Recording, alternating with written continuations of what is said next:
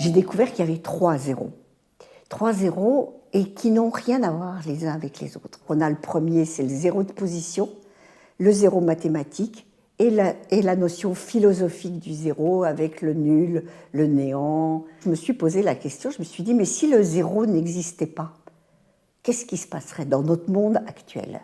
J'ai mis donc en scène un méchant, parce que forcément dans les fictions pour enfants, même pas seulement pour enfants, il fallait un méchant, donc que j'ai appelé Zoror, et ce fameux Zoror s'empare de tous les zéros pour devenir le maître du monde. 2 enfants qui sont arrivés à en garder 2 petits zéros. C'est avec eux qu'on va construire toute la série. Les enfants se retrouvent premièrement donc, à l'époque babylonienne, vont découvrir le zéro de position.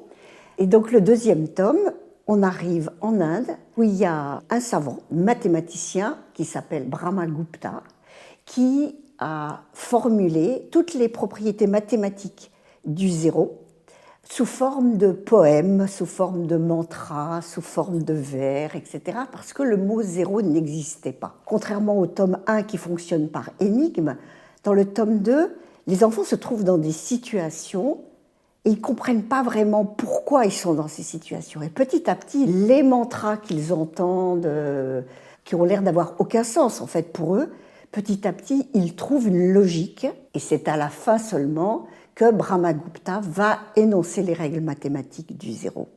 J'ai travaillé avec une illustratrice et elle a fait donc un travail à la plume extrêmement fin. Là, on a la princesse Sarasvati. Je trouve que dans le dessin d'Audrey, il y a une grande douceur qui se dégage, une sérénité dans la pose et on se sent tout de suite en confiance.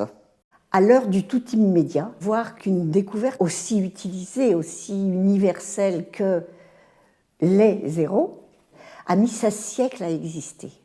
Ces livres s'adressent à des enfants, donc à partir de 10-12 ans.